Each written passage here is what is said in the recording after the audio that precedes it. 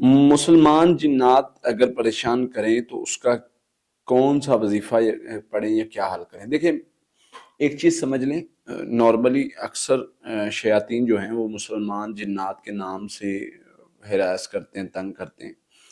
آپ کو اس طرف جانا ہی نہیں مسلمان ہے یا نہیں، جو آپ کو تنگ کرتا ہے وہ خیر والا نہیں، بس بات ختم۔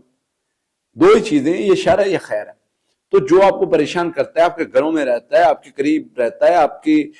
کیونکہ ان کو اجازت نہیں ہے اس چیز کی، تو جو کوئی اس طرح کرتا ہے وہ شر ہے، وہ خیر نہیں ہے، اس میں خیر نہیں ہے۔ اور اس کے لیے وہی پیٹرن، وہی طریقہ بنانا ہے، حفاظتی پڑھائی کرنی ہے،